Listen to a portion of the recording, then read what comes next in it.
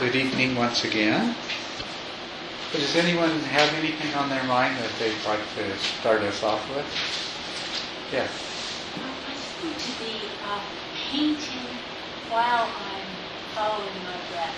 You seem to be Painting. I'm an artist. you're painting while you're Yes. following your breath. Uh-huh. Painting my own face, painting what I was painting. Mm-hmm. Is that thinking? It's kind of thinking, yeah. Yeah. Thinking sort of a catch-all word for a lot of different kinds of mental activities. It's the hand and the eye. Mm-hmm. Sometimes it's not too distracting, but I'd like to stop it. Well, Any suggestions? what I would suggest is that, first of all, you'd like to stop it. So, first of all, is that you not try to actually suppress it. You know how it is when you've got a tune going through your head and you Yeah, can't go it's away. very much like that. It's that kind of thing. And you're far better off to take the approach that if it wants to be there, you're going to let it be there, but you are not going to pay attention to it. It'll just be there in the background if it wants to be. Background music. That's right. Yeah. And so, and the wonderful thing about that is, well, what's going to happen is it is going to go away. But even if it didn't, it wouldn't matter anymore because you're successfully keeping your attention on the meditation object on your breath. So it doesn't really make any difference. But it will go away if you do that. Welcome. Anyone else have anything on their mind? Yes. Other techniques for Vipassana for trying to trigger insight. Mm-hmm. In the past, you've given watching for the impact of breath and observing the impact of breath is a fallacy. It's a mind label on an unfindable thing. Are there any other triggers like that you would suggest for deliberately trying to trigger insight into the nature of reality? Yes. Well, there are a number of oh yes, repeat. Thank you. Okay. So the question was about ways that you can practice that will help to trigger insight into impermanence, emptiness, non-self, and suffering. Insight into dependent origination in the sense that everything is a result of causes and conditions. And also in the sense of understanding exactly the process the mind goes through in continuously, moment to moment, generating the reality that you find yourself in. So these are the insights that we're talking about.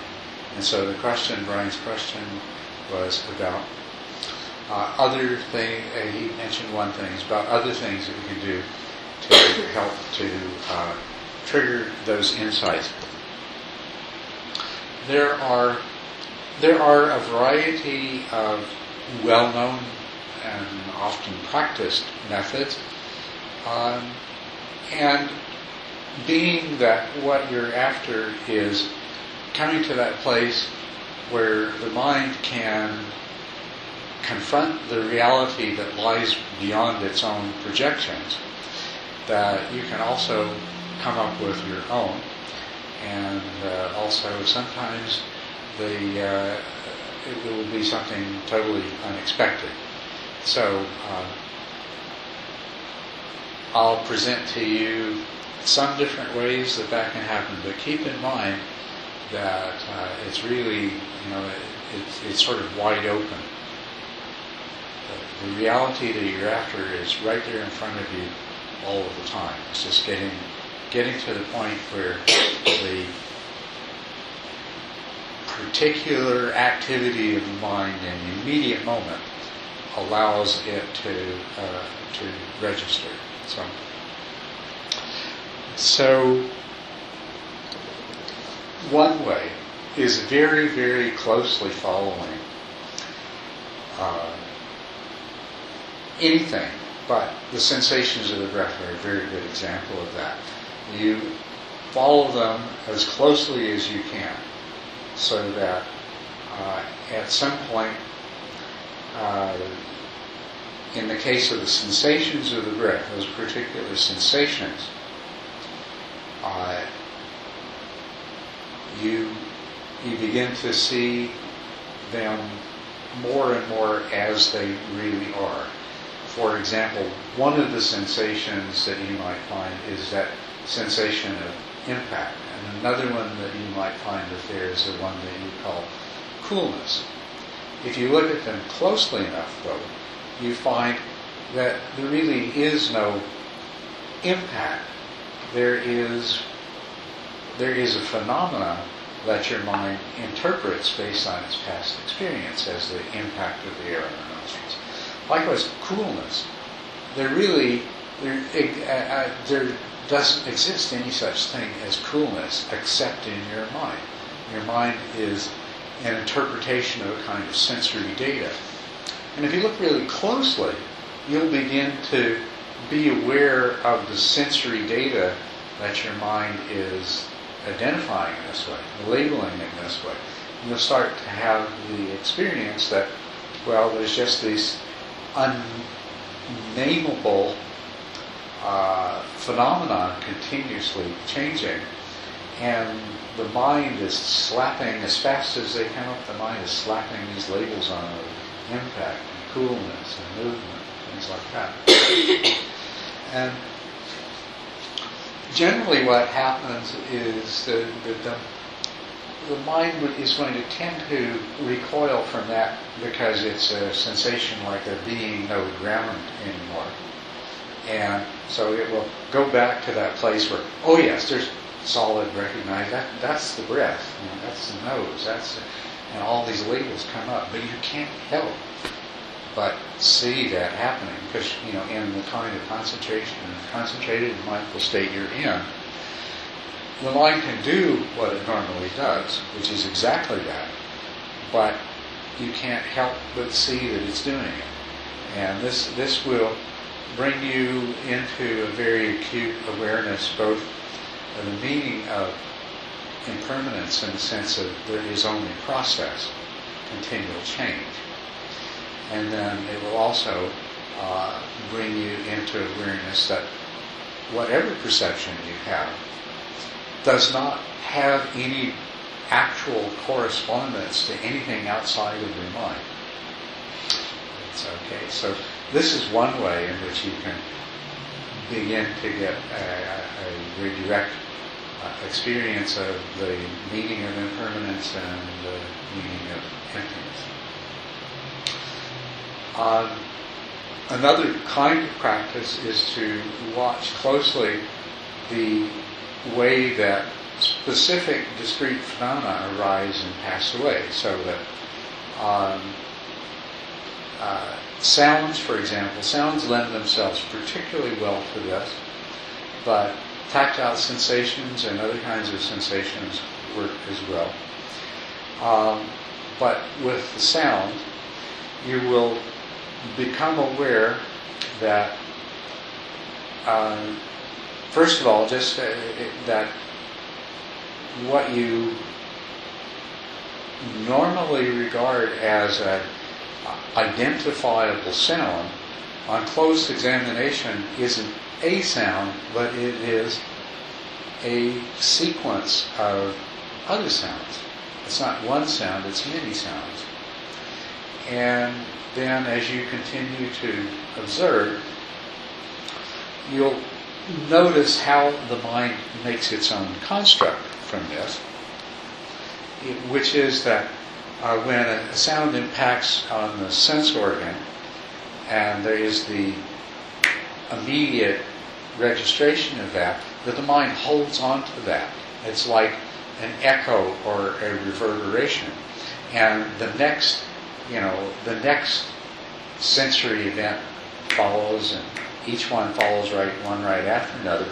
And you'll catch your mind in the act of saving these and stacking them up together so that it comes up with an identifiable whole. So if you're listening to, for example, you might be deep. This is just sort of a just so fairy tale story, but it could happen perhaps that you're sitting there in deep retreat and it's rain, and so now the rain has stopped, and now the water is dripping off the roof, and you can hear it, the drip, the drip, the drip, the drip, and you can focus on that, and you can begin to see that the way that the sound of a single drip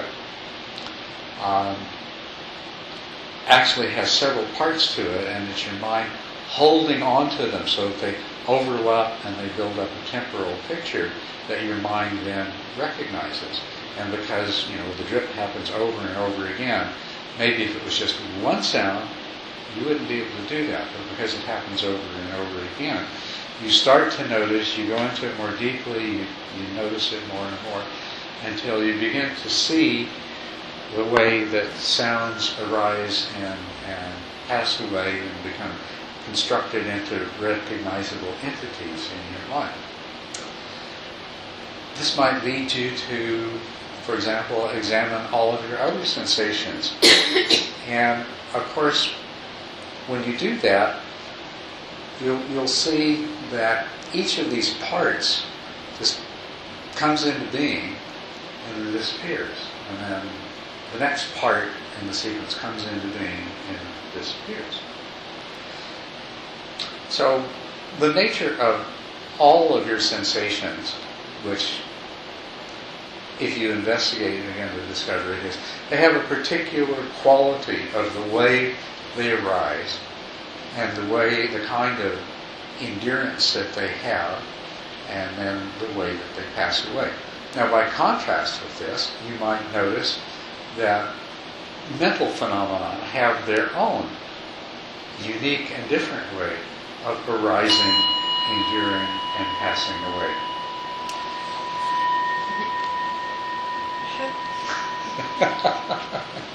I won.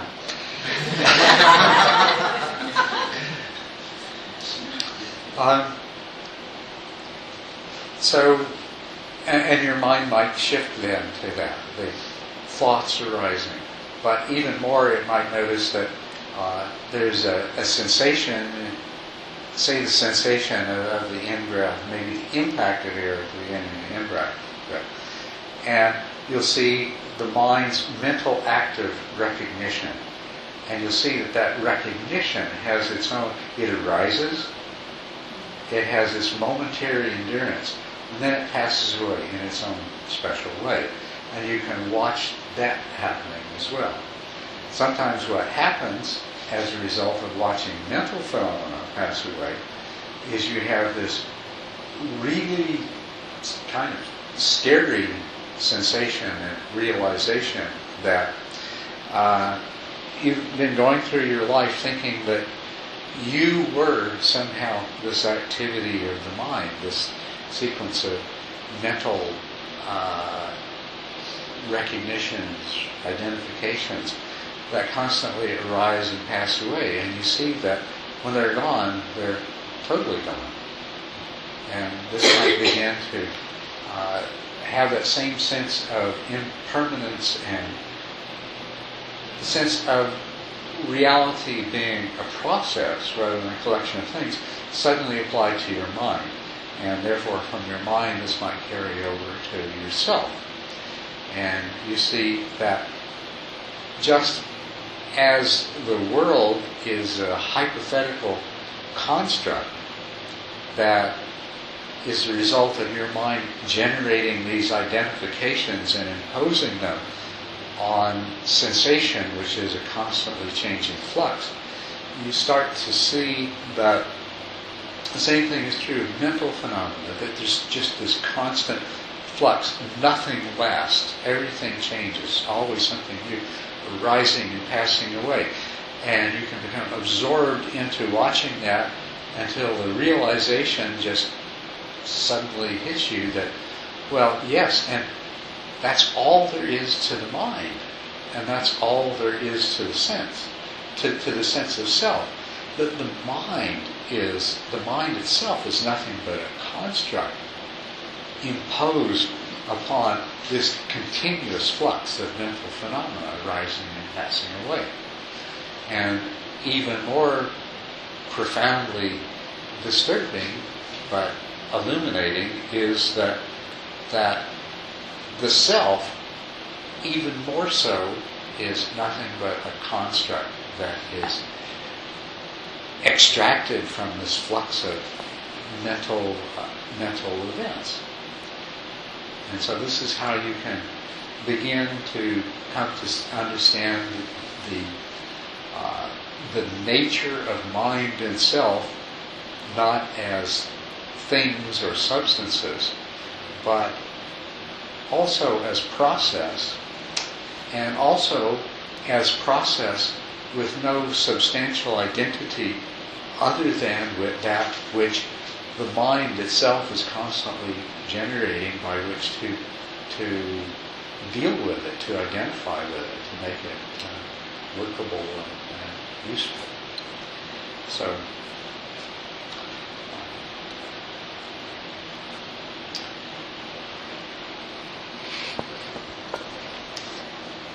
in terms of the methodology here, it is really very similar. What you're doing is you're examining reality, which is the constant flow of the present moment, which is nothing but experience.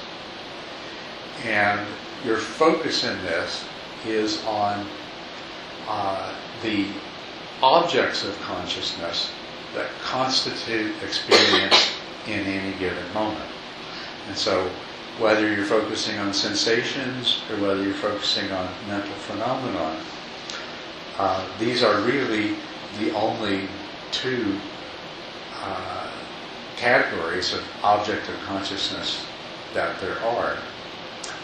And so what you're doing is intensively investigating objects of consciousness until they begin to reveal their own nature in this way. They begin to reveal their nature as process rather than as any kind of enduring thing or object or substance, and their nature as being whatever the mind projects on that rather than having any sort of intrinsic, internal, inherent self-nature.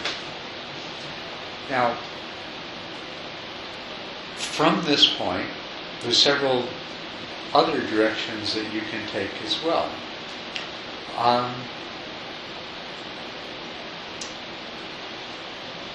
Let me just give you one other that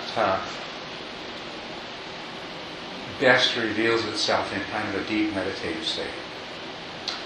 And this is where you now, in each moment of experience, there are two parts to it. There is the duality of consciousness and object of consciousness. And as a matter of fact, this consciousness is known as vijnana or vijnana. And the prefix vi,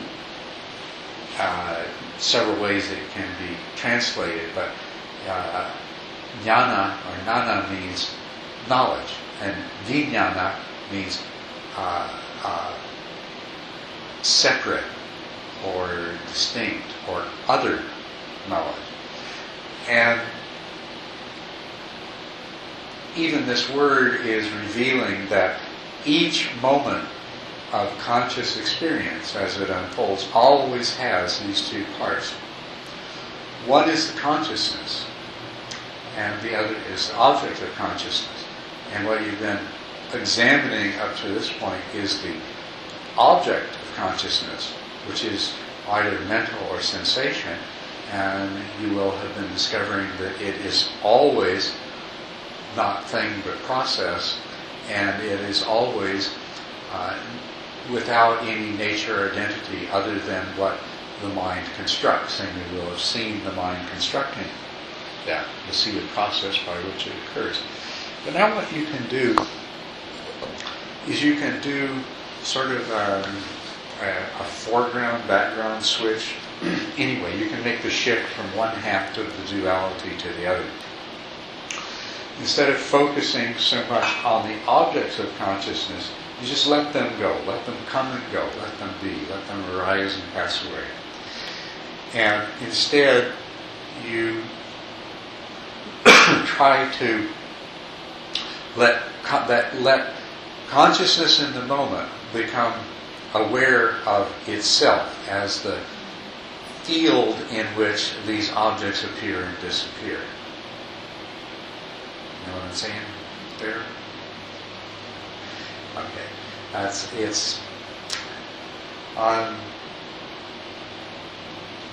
When your mind is really stable, and you've been able to focus on the objects arising and passing away, it then becomes possible to make this kind of shift. I mean, you can have the intention, the resolve arise in your mind to, you might ask yourself the question of what is consciousness, what is the mind, what is the nature of the knower, the gnosis, the cognition that's taking place, and just try to direct your awareness to that until it starts to become clear. It becomes clear in proportion that you allow the sensations and the various mental objects to pass through awareness without the mind trying to grasp onto them. So to the degree that you can just let them be, let them flow, let them, as Garchen Rinpoche says, I'm not sure he may get this from someone else, probably does, but I like the terminology, is that you liberate the object the instant it arises. So there's no, you let it go the instant it arises, so there's no grasping onto it. To the degree that you can succeed in doing that, then to that degree you become aware of the consciousness as the ground in which this is taking place. And as you continue to practice in this way, once again, there are a number of things that you'll discover. One of them is that you'll discover that this conscious ground in which the objects arise and pass away, or at this point, you're already aware of them as only appearances. So you're sitting there. Now, I didn't mention this, but you're not doing this in a kind of microscopic, focused way that maybe you're examining the sensations of the breath that I talked about earlier, or listening to a sound. You're letting them come and go the way the mind naturally treats them. So the dripping of the raindrops off the roof becomes, you just go ahead, let it be sound plus identification plus whatever mental reaction.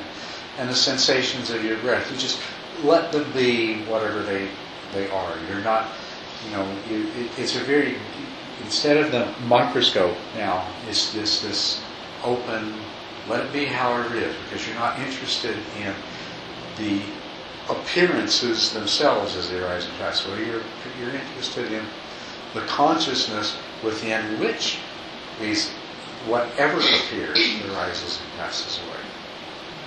Yes?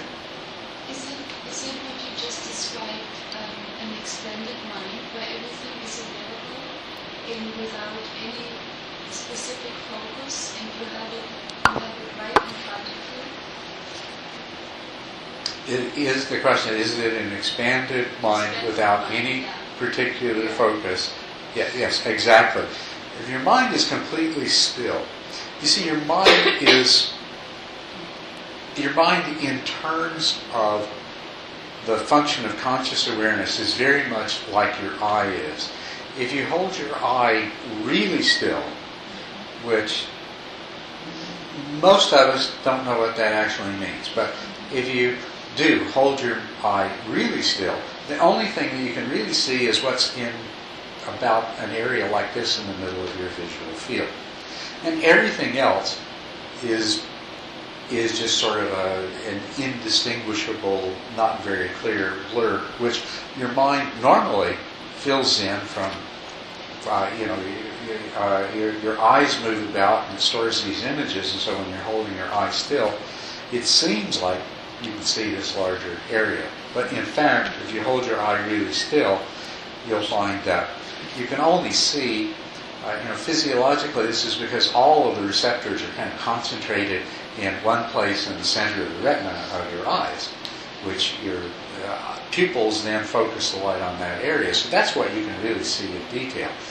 And you're not really seeing the rest of it. Conscious awareness is very much the same thing. So if you can bring your mind to a state of stillness, you're not focusing on anything. And of course, anything can pass through that field of awareness. And the important thing is you keep the mind still, the consciousness still. So yes, it's as expanded as it can be, but it has its limits. It's still circumscribed. So stationary, it's expanded, and so what you're doing is you're being with what's immediately presented to consciousness, and by keeping the attention stable and by keeping consciousness open rather than focusing in on something, by keeping that expansiveness, that spaciousness, that breadth in your consciousness, then you can, like I say, have this, or begin to have awareness of the consciousness that is the ground that the appearances are arising and passing away in. Okay. Now, what you can see, one of the things that you will discover in the process of that is it will become really obvious that those things that appear and disappear are of the same nature as the ground, as the consciousness in which they arise and pass away. So, as a crude analogy, it's like a wave is of the same nature as the body of water in which it arises and disappears again. It's not different from it and distinct from it, and you realize that all appearances are of the same nature. Now, you've already had some experience of discovering, investigating these appearances themselves, and you see how there is a mental activity that generates the mind objects, and then the sensations are nothing but a constant flow, and you realize that the sensations themselves are the same essential stuff as the consciousness that is aware of them. And then the mental objects that appear that seem to account for the sensations are once again of that same stuff. And then once again another kind of shift occurs, that because your focus is on the consciousness and you're seeing that the appearances are of the same nature as the consciousness itself, then the reciprocal of that, or however you want to describe it, becomes equally obvious. That consciousness itself is of the same nature as these appearances. That if one is the same as the other, then the other is the same as the first. And this here you're getting into some into really deep insight, really profound insight. But you have to be, for all of these things I've described, you need to have a pretty good degree of concentration and mindful awareness. So to be able to get deeply into the unfolding of sensations, that takes a lot of focus and a lot of awareness. And you have to stick at it, because you start off and your mind has all of your life been dedicated to the singular task of taking a flow of constantly changing sensory information and organizing it and labeling it to make sense and make a world out of it. So however long you live, if you're 20 years old or 60 years old or whatever it is, that's how long your mind has been doing this one thing. So when you have the concentration and focus, you've got to have the patience to keep looking deeper and deeper, because your mind is going to keep backing off from that and going back to, yes, well, let's make sense out of this. And it'll want to say, yeah, that's fine, but yeah, let's get back to reality. So it takes a lot of patience, but it will emerge. All of these things require good concentration. You got to be really wide awake. You can't be in a sort of blissful, dozy state waiting for something wonderful to happen. I mean, you are the investigator. You have to be in a place of, penetrating, in pursuit of that penetrating understanding. And you have to have patience.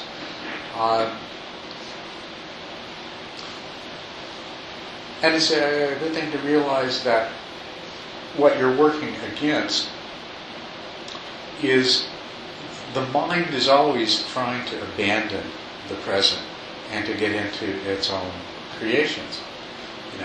And so it's as though your mind is always saying, yeah, okay, let's move on. But there is no place to move on to except the fantasy world of the mind. And so you're keeping, what you're trying to do is to keep coming back to the unfolding of your reality, moment by moment, as it actually is. And it really doesn't matter what you focus on. Whatever is arising in your consciousness, that is your reality. And so you're trying to understand it, to see the nature of it as it happens. Yes, Sally? Just to ask, do you think babies or infants are generally in a state of non-duality? Is what? Do you think babies are in a state of non-duality? Or babies. Or babies? Infants. In a state of non-duality? That's a very interesting question. They haven't had much time to develop these habits. That's right. That is,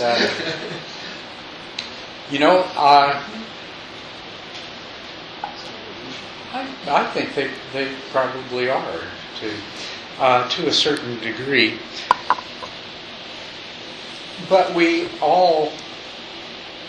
there's a difference between being in a state of non-duality and having the nature of that non-duality be known.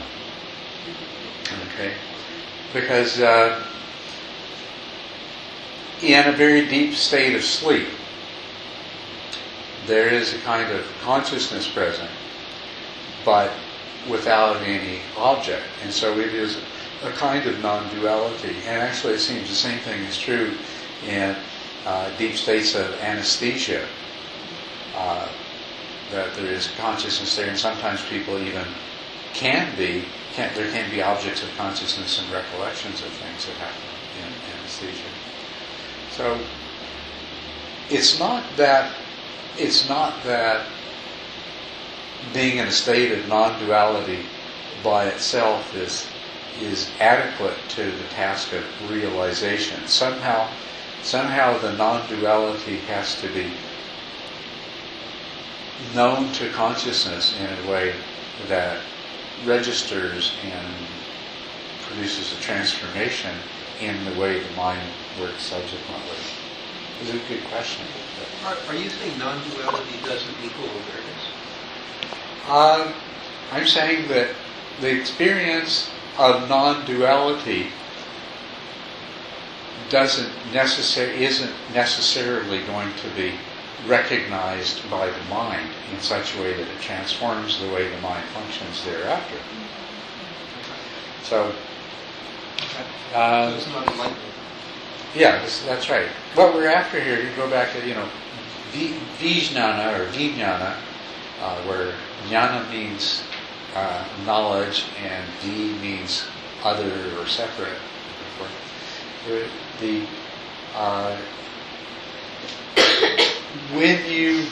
When you have a cognitive event where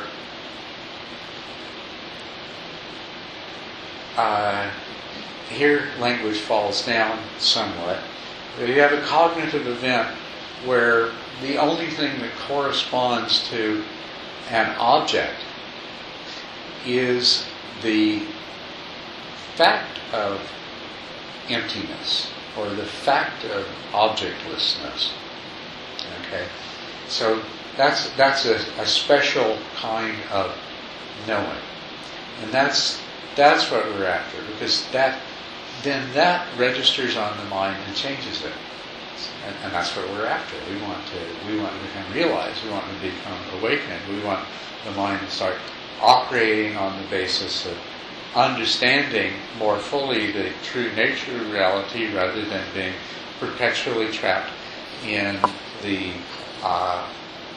illusion that it has been creating to try to account for experience.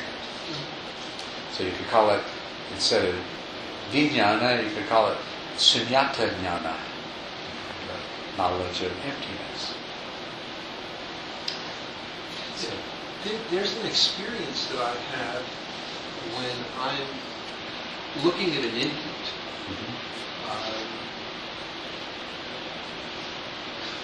Well, for one thing, they seem incredibly present. And another, when you look into their eyes, there's a kind of recognition, a kind of contact that I think gets kind of distorted later on in our lives because of all the illusion that we're dealing with, that we're misinterpreting as reality. And infants don't seem to get confused with that stuff, like I do. Well, yes. I think that's probably true. I think that something happens when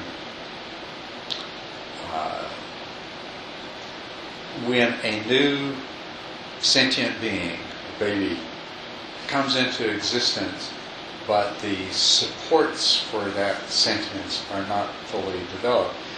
It's in a kind of state where it's tuning into, but not yet enmeshed in what we might call the shared mentality of the rest of it. Shared illusion. The shared illusion. The shared illusion. The shared illusion, yeah. The shared mentality is an illusion. But this is a lot of what an infant's going through. And in the real world, an infant is absorbing a huge amount of information from the other beings around. Now we can see that at the physical level.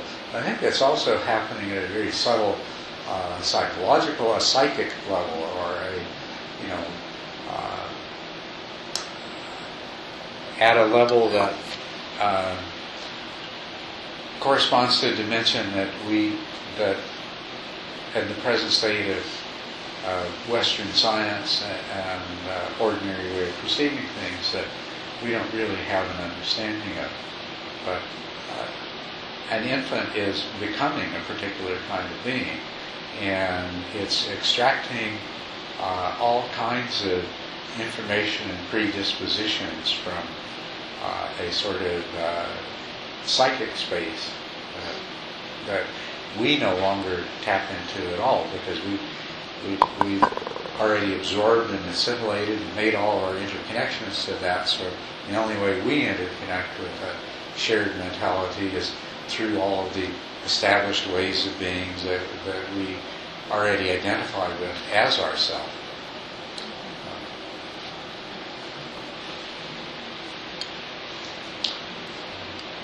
I think a lot about, I'm getting distracted now, but it's interesting. I think a lot about the things that happen when a sentient being loses the support in the form of the body and mind, the five aggregates, as they break up. And likewise what happens when a new being comes into existence as matter is organized and a new mind is generated in that. One of the things that is very, very interesting is that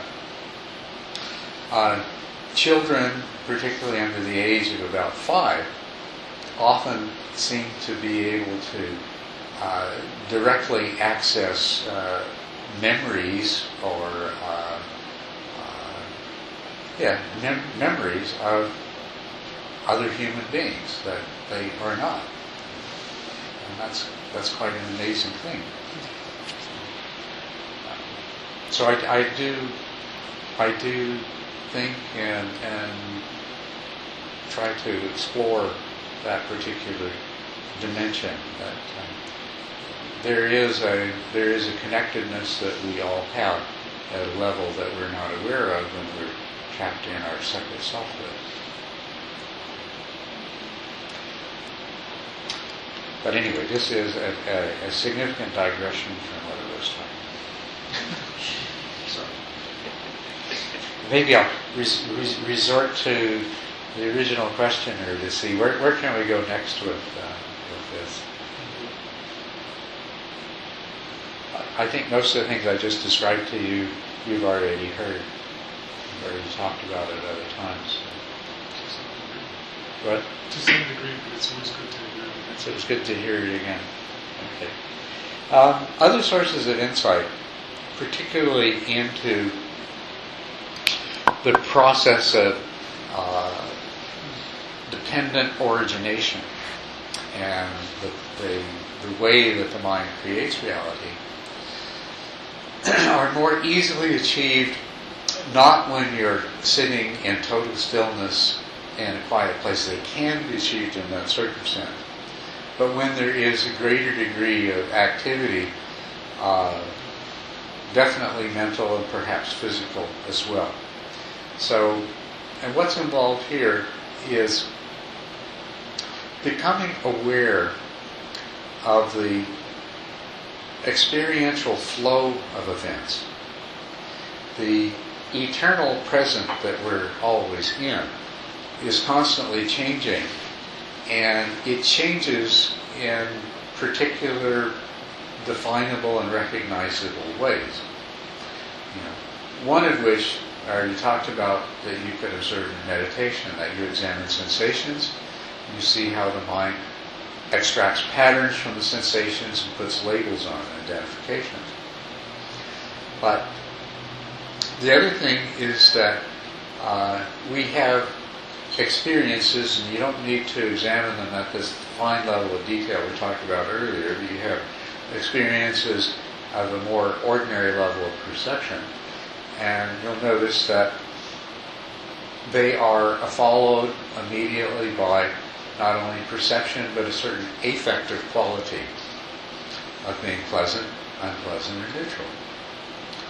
And you can practice this kind of insight while you're doing walking meditation, or even while you're engaged in daily activities that allow you sufficient introspective awareness and focus.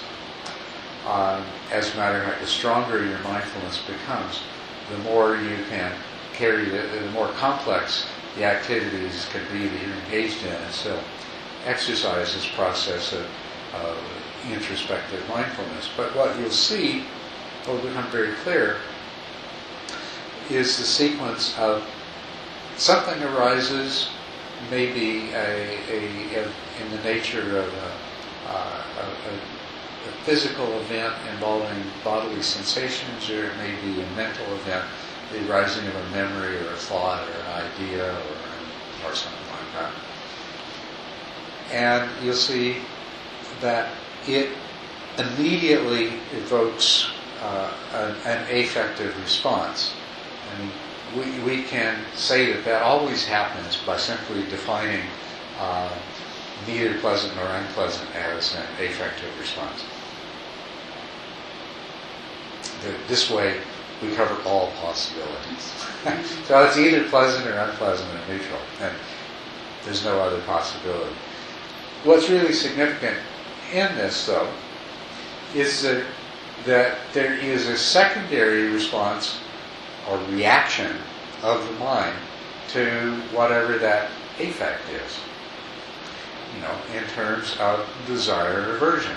And even a neutral, neither pleasant nor unpleasant affect can trigger desire or aversion. We can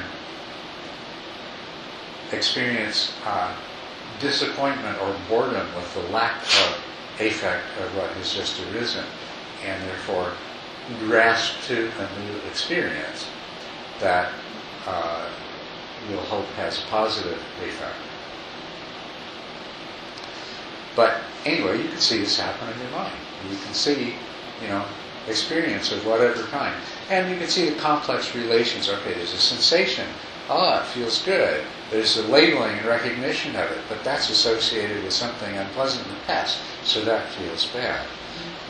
And so then there's a response to have more or have less of that same kind of experience based on that.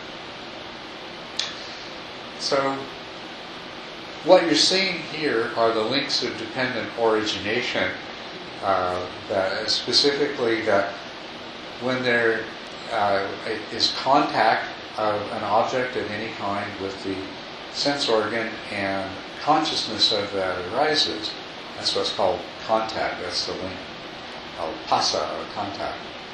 That gives rise to Vedana, or the pleasant, unpleasant, and neutral, which immediately gives rise to tana, usually translated as craving, which is the desire or aversion that we have for it, which immediately gives rise to a more complex process called, often referred to as clinging or grasping, but it has two essential components to it. One is that we take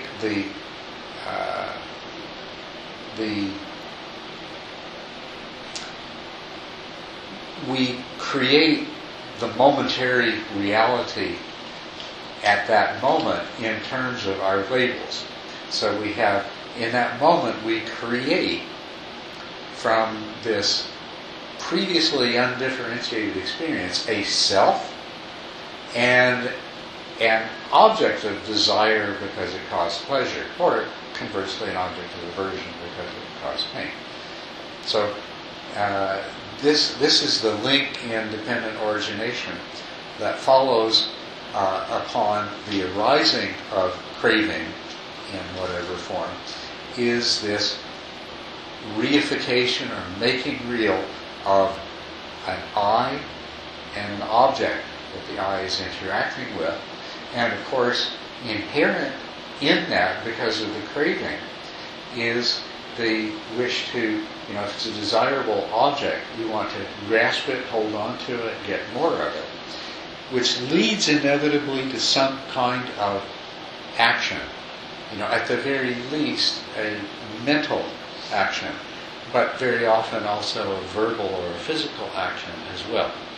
And so this is the next link-independent origination that's called becoming or belonging.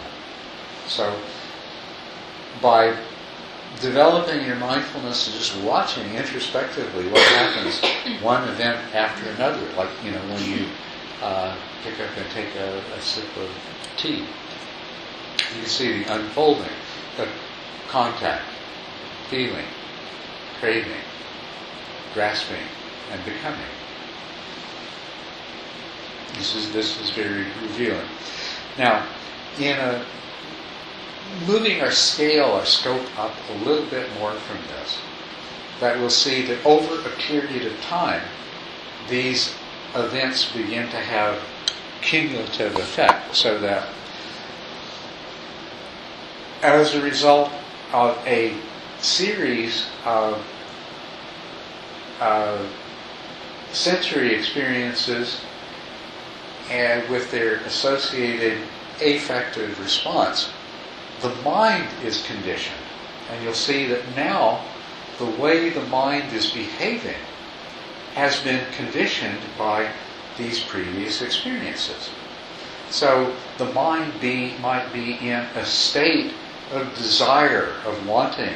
We've experienced the restlessness of the compulsion to pursue wanting. Or aversion. It could be negativity. You could be getting in a bad mood, being irritable, impatient. The state of the mind is influenced by these previous experiences. Or you could be meditating, and the state that your mind comes into is a state of calm and clarity. So you can see all of these different possible mental states, and you realize that the state of your mind, which kind of extends over a lot of experiential moments, the state of your mind is also always changing, but it changes more slowly, so it encompasses a lot of events. And it really sort of adds them up and combines them together. And you might even notice the degree to which some of what influences your present state of mind is linked to things in a much more distant past, that the immediate events only acted as triggers to bring up things things from weeks ago, months ago, and even years ago that create the state of mind that is present now. And you'll even notice that what you attend to, really, we talk about your reality is your experience, so that means that right there, the hinge, the linchpin, what creates your reality in the moment begins with what you pay attention to.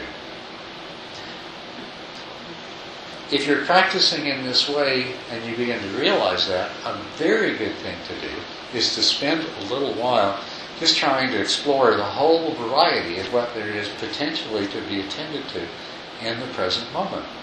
The vastness of the present moment is incredible. Just the variety of experiences in your physical body, not even taking into account what you might see or hear or smell or taste, is so far beyond, there's just so much there. And then you add the other senses to it, and then you add the continuous activity of your mind, mental images, thoughts, memories, and things like that. So there's so much. Your mental state, the state of your mind, is a major factor in determining what you actually pay attention to in the next moment, and the next moment, and the next.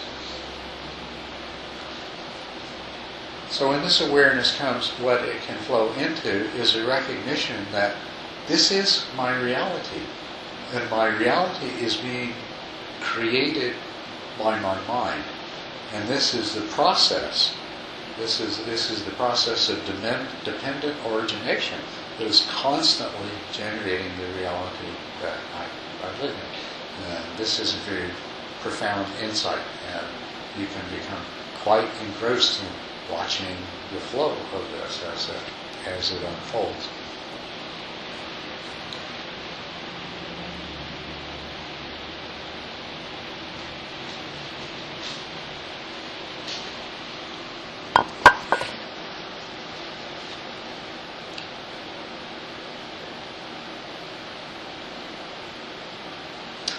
Yes? Can I ask a simple question? Oh, please.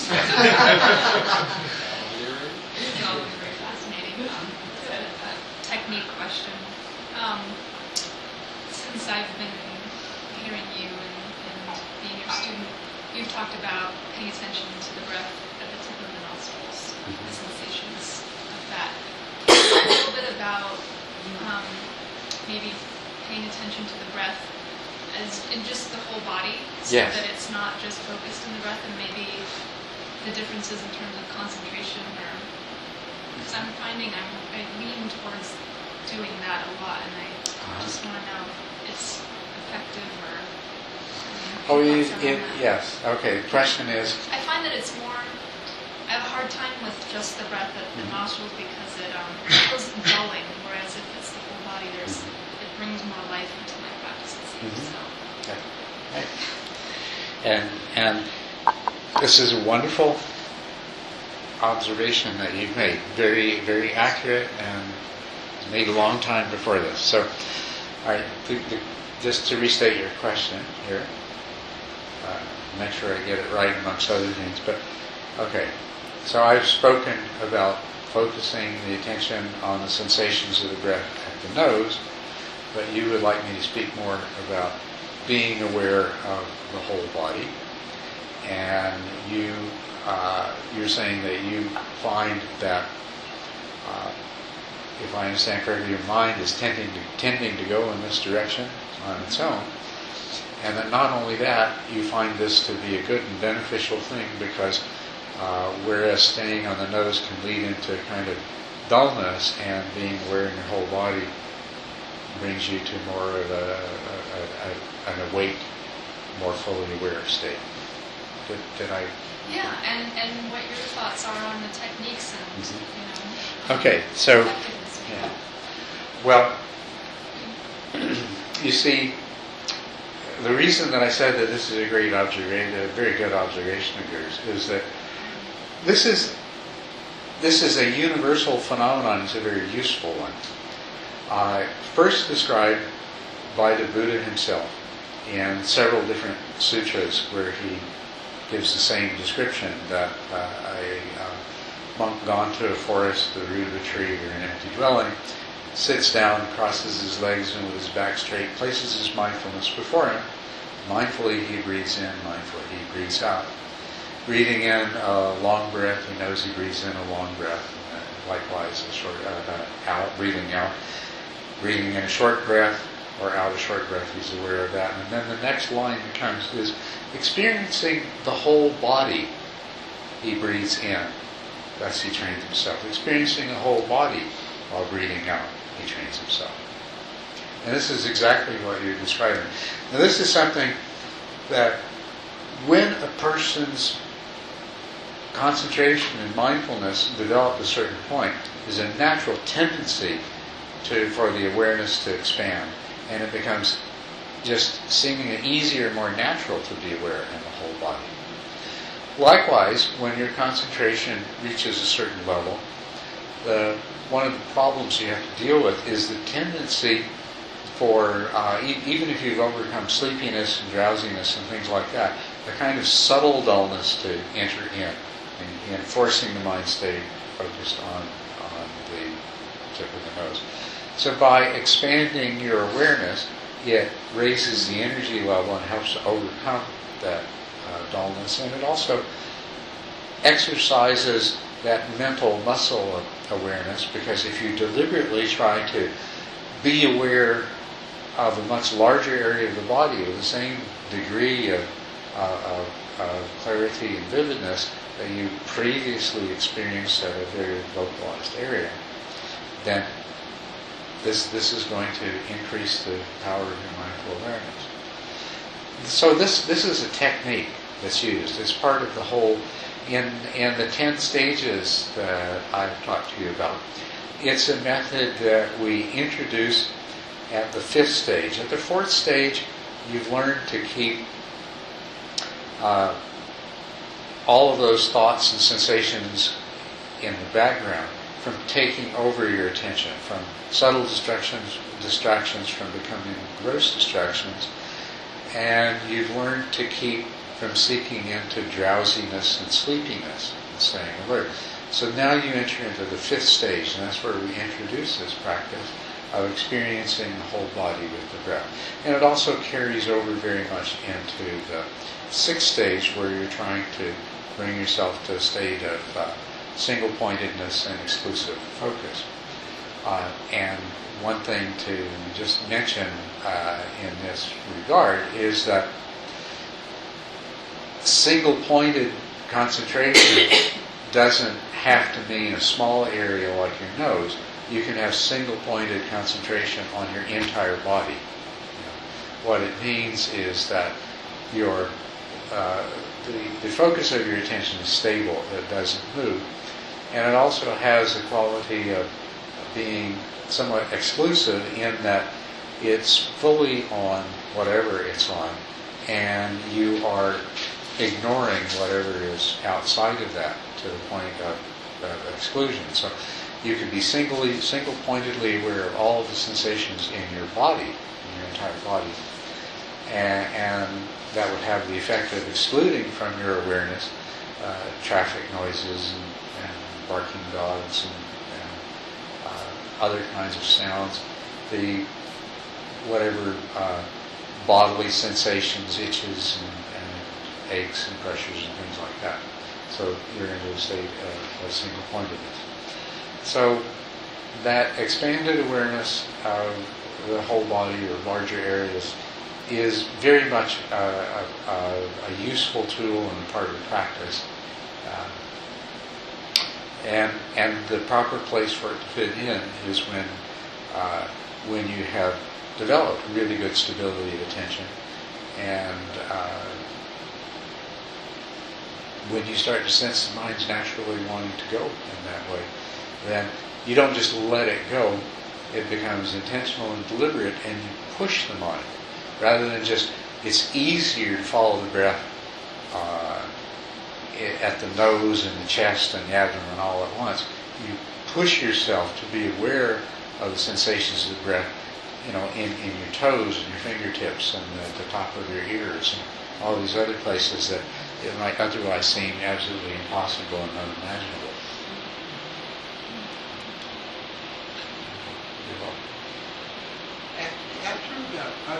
I'm new to this, but after about a half an hour, my rear end hurts. Yeah. And so sometimes I find myself focusing on that, and I try to defocus. Mm-hmm. I try to focus on my breathing or on my total body sensations. Right. Mm-hmm. Other times I try to surrender to it and allow it to hurt and to be in that hurt and it be okay to hurt. Mm-hmm. And it's like I keep seeking these different ways of dealing with it, either focusing on it, defocusing from it. Any suggestions? Could you repeat that question? Yes, this is you mentioned specifically sitting still, your bottom starts to hurt. But After about a half hour. anybody that sits still begins to experience pain of some sort or discomfort in different parts of your body, and the longer you sit still, the more of these become apparent. So in terms of how best to deal with that, you mentioned either defocusing or focusing on it. Well, I'm not sure exactly what you mean by defocusing, but Focusing on something else. Yes, focusing. Yes, okay. Now that is the best way to deal. That's the first thing that you want to do. Is you're aware of these these uncomfortable sensations that are developing in your body the longer that you sit. And so at this point, your practice is to remain focused on your meditation object in spite of this. Okay? So if it's the sensations of the breath, you just simply are allowing those sensations are there. So you, instead of resisting them, you're allowing them to be there. But you make the determination that you're going to continue to maintain your attention on the sensations of your breath. Now, at some point, that probably won't be possible anymore. What you'll find is that the sensations are becoming very intrusive. And sometimes, even if you're not losing the meditation object, you're paying more attention to the sensations than you are to the meditation object. That's the point at which you want to take those unpleasant sensations as your object. The idea is that whatever your mind is paying attention to, it is the result of deliberate intention. So when you find that you can't successfully disregard the sensations any longer, take them as your meditation object. Okay. Very good. Thank you. Now, what's very important about how you take them as a meditation object is, and I think you used the word in regard to this, as surrender.